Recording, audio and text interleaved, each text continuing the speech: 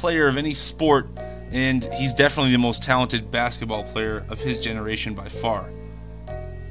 His legacy is that of a man who sought for greatness, who grew up on the court, became a phenom, a superstar, a champion, and then a mentor and a legend. LeBron James, like most great players of that elite caliber, does not see his end coming, but it is. And it's coming fast. Similar to when Kobe Bryant's prime ended over a 2 to 3 year span, being bounced from the playoffs early was an early indication, and then developing a few different injuries all at once. Ultimately, the bitter Achilles injury being the dagger injury to Kobe Bryant's career that ended it all. In a similar way, LeBron James' prime is just beginning to wrap up. And don't get me wrong, this is the beginning. He has a lot of time. He has a lot of sand in that hourglass left. Not enough to make another finals run and to just dump half of the sand out. Many folks refuse to see the simple truth, and that's this. That LeBron James is projecting blame. He projects blame to teammates, coaches, and the media. He's been starting to do this since his 2018 finals run last year. He didn't need to lay away during the Eastern Conference Finals celebration ceremony and just act like, oh, you know, I carried. He didn't need to give up on LeBron or on J.R. Smith after making the dumbest mistake in the first finals game and probably the dumbest mistake in finals history. But LeBron did. He gave up. You saw him on the bench complaining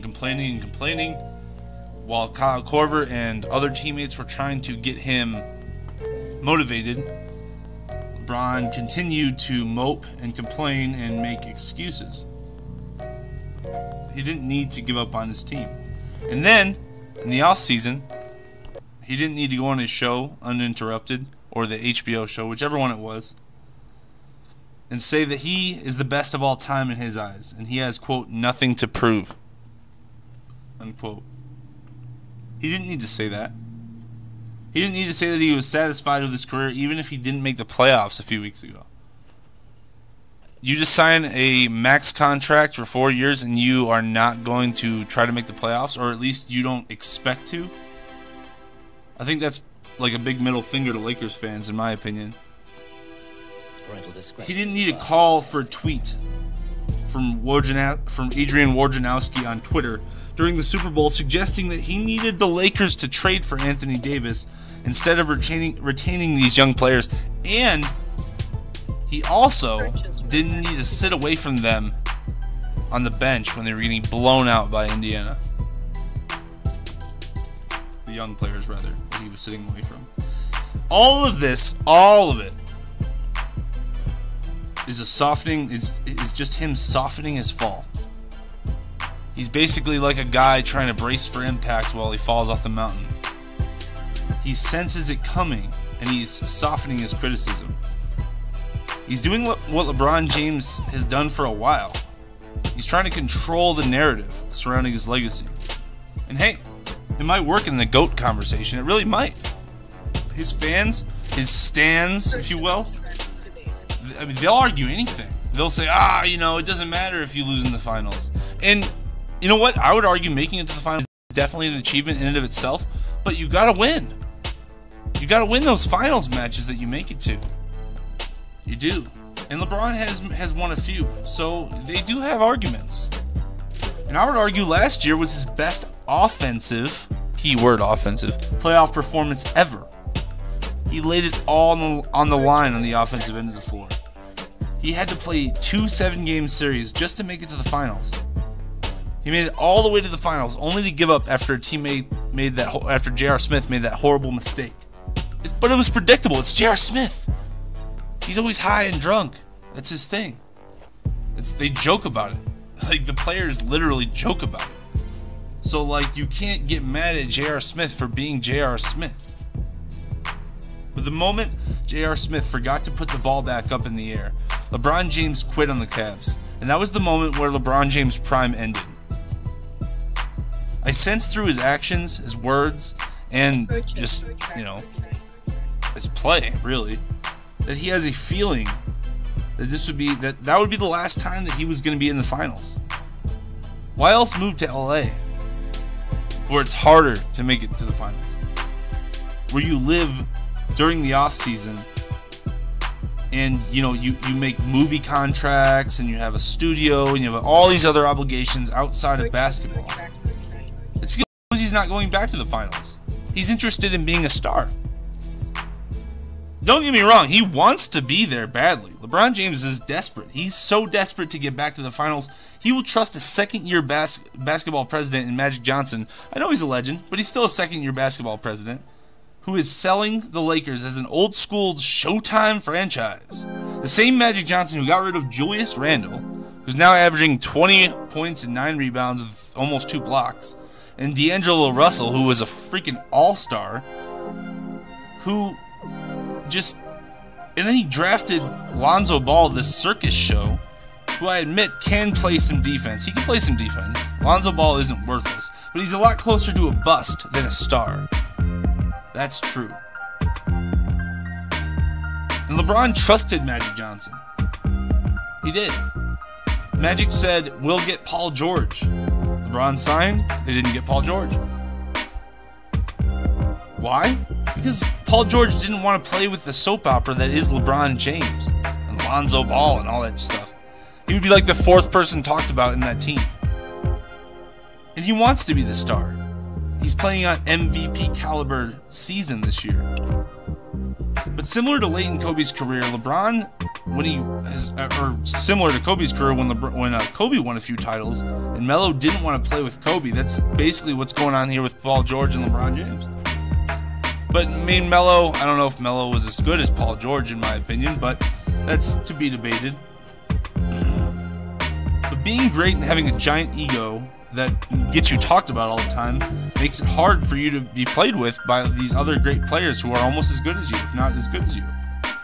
And people would argue that's why Steph Curry is so amazing. He has no ego. He was willing to call Kevin Durant and say, hey man, I know I'm great, I know I'm amazing, but you're taller and bigger and stronger than me. Come over here and help me. Kyrie left LeBron. Paul George doesn't want to play with LeBron, and is having an MVP caliber season this year.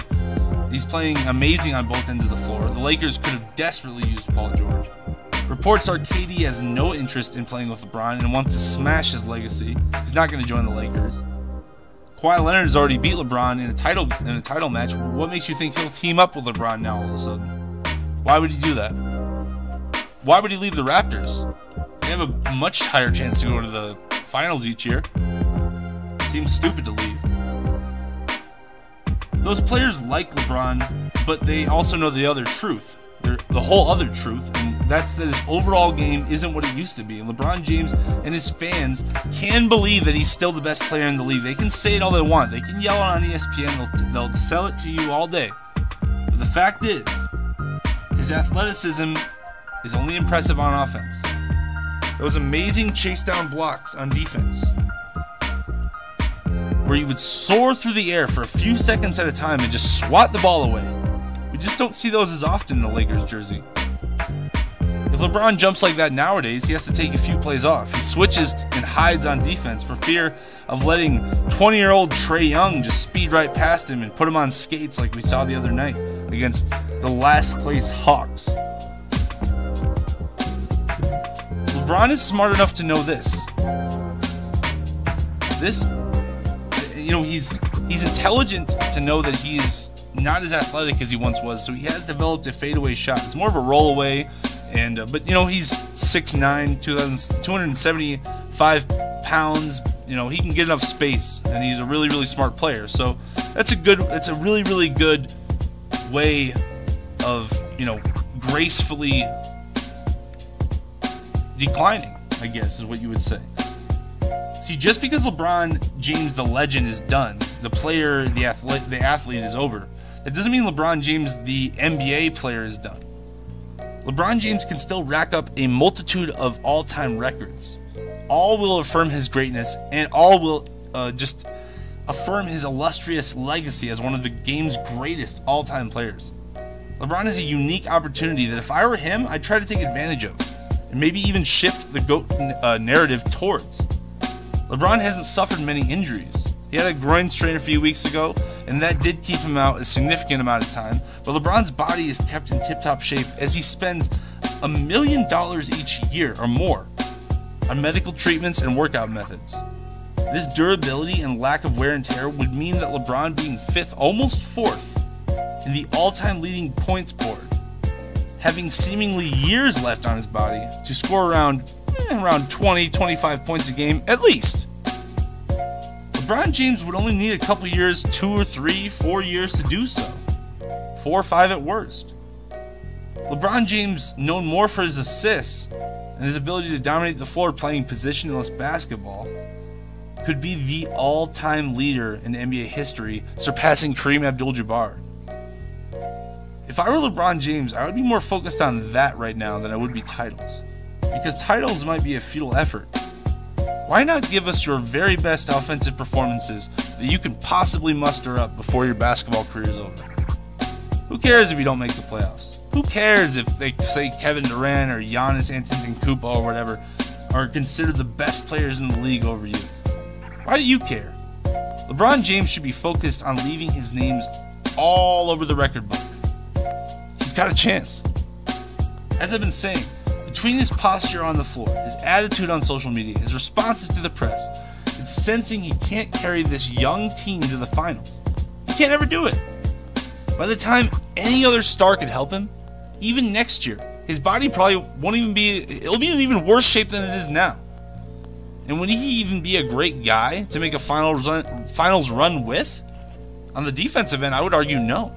He's not. You have to hide him. For all these reasons, I think we've seen the best of LeBron James, and we should be happy. We should be happy for what we saw. It was incredible.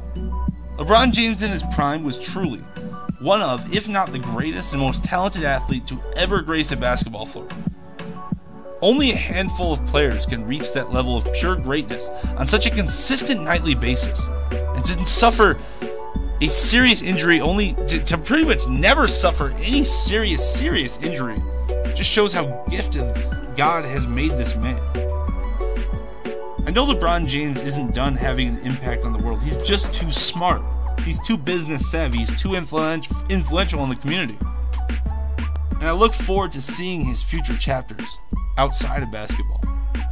And hopefully a very fitting end where he holds all the records that he can hold.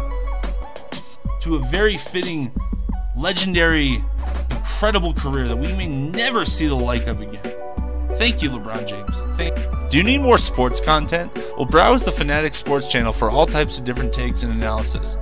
Also, check out these awesome creators: Rumboy's Fantasy Sports Network, Spotlight Sports, Gumbo Sports, Council Talk, CP Sports, Unfiltered Opinions, NBA Joya, and more. Shout out to my friends on Twitter, Chief Before Gaming, NBA Trains, and the real Bryce Duhan. He's also a writer for Gumbo Sports. If you want to read my writing, go to gumbosports.com. Also, check out my friends at BEBOLUTION Beats. I use their beats and they are killer. Thank you for watching and have a great Stepping up to the couch, it's Brian, who led the league last season in cracked screens. But with his new athletic case, it looks like that won't be the case. Promo code FANSPORTS for 10% off your purchase.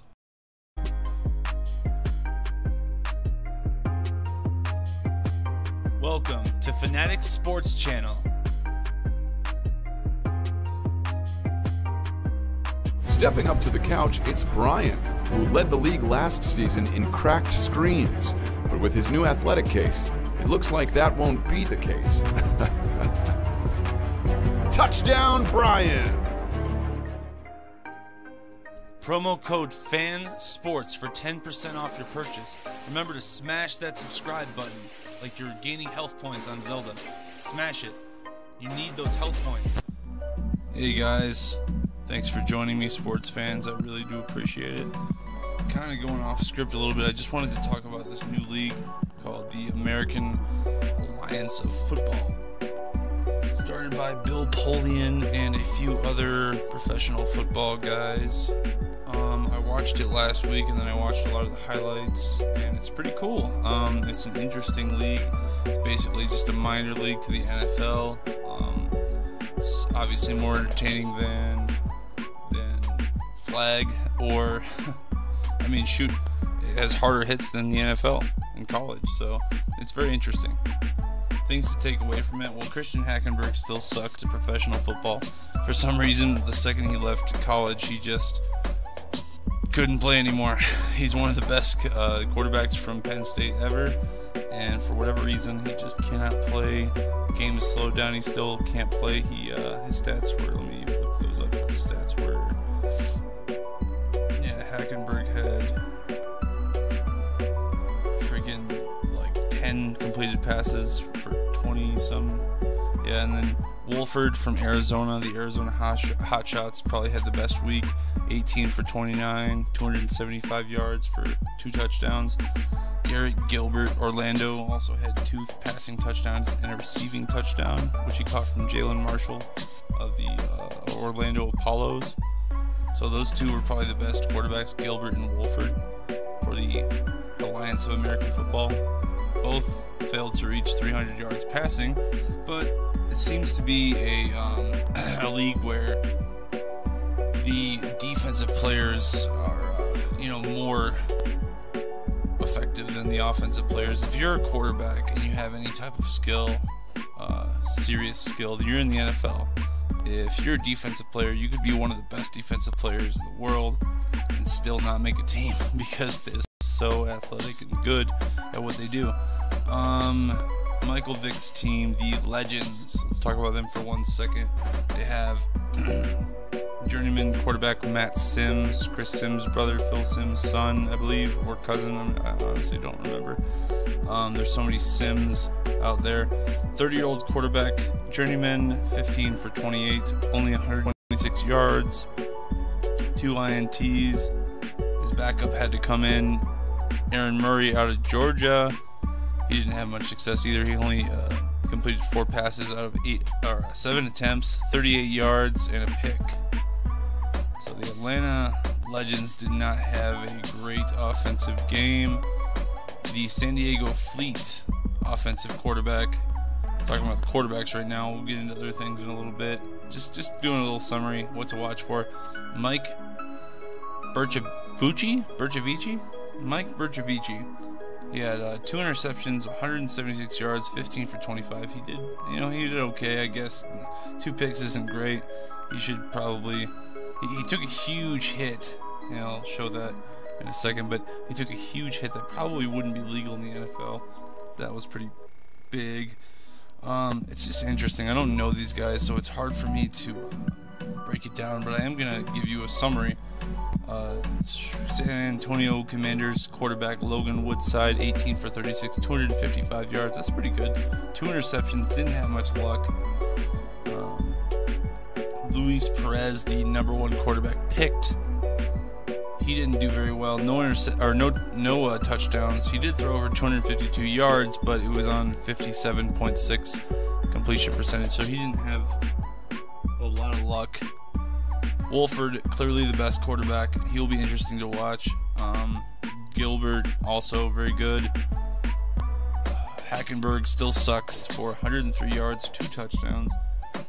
Gilbert had a game giving his receivers Garrett Gilbert had a game giving his receivers Charles Johnson and Chris Thompson 5 targets each for a pair of touchdowns. Jalen Marshall had 4 targets and a passing touchdown to Garrett Gilbert. But defense ruled the day for the AAF. The quarterbacks got messed up and the receivers were mostly flushed across the board with a few exceptions. But keep an eye on this league, everyone. It's a fun football league. If you like big hits and good defense, watch the American Alliance of Football. Thanks, everybody. Take it easy.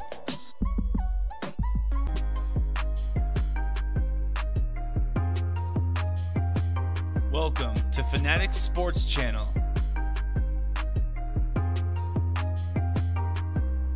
Stepping up to the couch, it's Brian, who led the league last season in cracked screens. But with his new athletic case, it looks like that won't be the case. Touchdown, Brian! Promo code FANSPORTS for 10% off your purchase. Remember to smash that subscribe button like you're gaining health points on Zelda. Smash it. You need those health points. And welcome, sports fans. Thank you for joining me. I really do appreciate it. Gumbo sports fans, Fanatic sports fans, all sports fans, thank you. Remember to hit that subscribe button. I just asked you to do it a bunch of times. I've been waiting my whole life for you to do it. Now let's talk about the NBA trade deadline. The Raptors and Grizzlies just made a huge trade, a Woj bomb, if you will. Adrian Wojnarowski reports that the Raptors and Grizzlies are finalizing a trade agreement that would send Marc Gasol to Toronto for Jonas Valanciunas, Delon Wright, CJ Miles, and a 2024 second-round pick. This is very interesting. I believe this makes the Raptors an even more dangerous team than they were before. They already had Kawhi Leonard. They were starting to develop some chemistry, and they were starting to win a lot of games. However, the Bucks are even more dangerous than they ever have been. And, they are not scrubs either. And the Sixers are not scrubs. The Sixers are better than they were. They just traded for Tobias Harris, which we'll talk about in a second, or another video. The East is a lot more dangerous. I'm excited to see an Eastern Conference that isn't just LeBron James. I'm excited to just wonder, who's it going to be? Who's it going to be? Oh my God, it's going to be 6-game, 7-game playoff series. It's going to be great. I can't wait for it. And honestly, if I had to guess right now, I would take the Raptors. I just think they have the veteran now, especially with Marc Gasol. They have the veteran presence. They have two former defensive player of the year in Gasol and Leonard. And Leonard is a former Finals MVP. I mean, Leonard's been there and done that. He could easily take the East. I don't know if he'll win the Finals, but if he did and the Raptors won the Finals, I mean, that would be one hell of a story. And no one's hardly even talking about the Raptors, even though they are balling just as good as pretty much anybody else.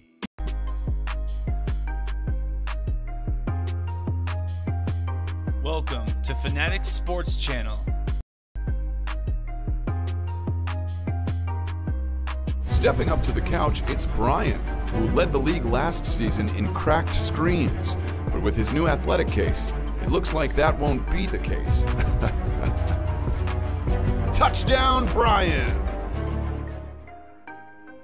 Promo code FANSPORTS for 10% off your purchase. Remember to smash that subscribe button like you're gaining health points on Zelda. Smash it. You need those health points.